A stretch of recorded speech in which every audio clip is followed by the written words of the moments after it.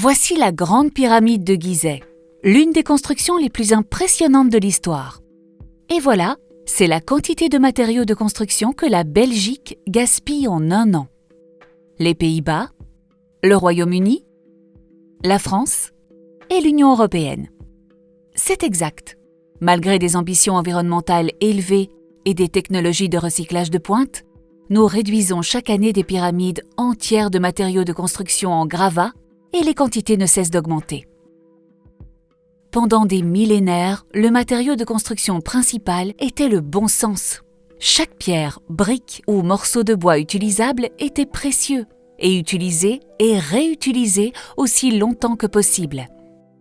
Dans les villes d'aujourd'hui, un bon emplacement a bien plus de valeur que le bâtiment qui s'y trouve. Lorsqu'un bâtiment ne correspond plus aux besoins, il est trop souvent démoli pour être construit à nouveau. En termes d'investissement, cela pourrait avoir du sens, mais l'impact collatéral est énorme. La plupart des matériaux de construction pèsent lourdement sur l'environnement. Des matières premières sont extraites, des écosystèmes touchés et des gaz à effet de serre émis pendant toute la production et toute la chaîne logistique.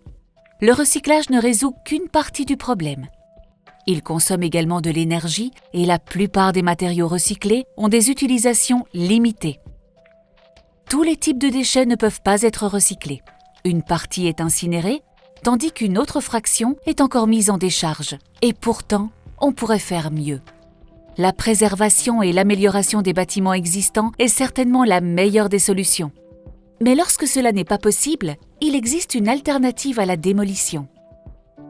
Il s'agit du démantèlement sélectif des bâtiments qui ont vraiment besoin de disparaître.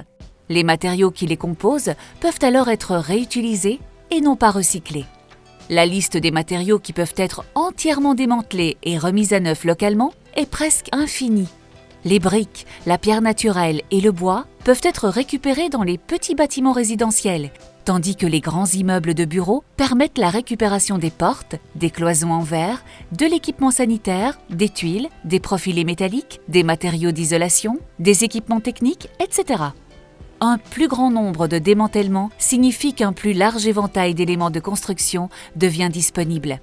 Et ces derniers peuvent être réintégrés dans de nouvelles constructions ou des rénovations.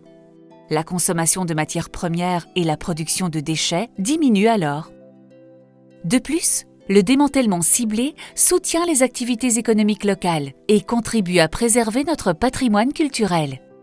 Aujourd'hui, seulement 1% de l'ensemble des matériaux de construction sont réutilisés. Un effort concerté sera nécessaire pour faire augmenter ce résultat. Chaque intervenant de l'industrie du bâtiment aura un rôle à jouer. Ériger des bâtiments qui contiennent le pourcentage le plus élevé possible d'éléments réutilisés relève du bon sens, et nos ancêtres l'ont déjà prouvé. C'est peut-être là le plus grand défi du secteur de la construction d'aujourd'hui. En tout cas, c'est la voie à suivre.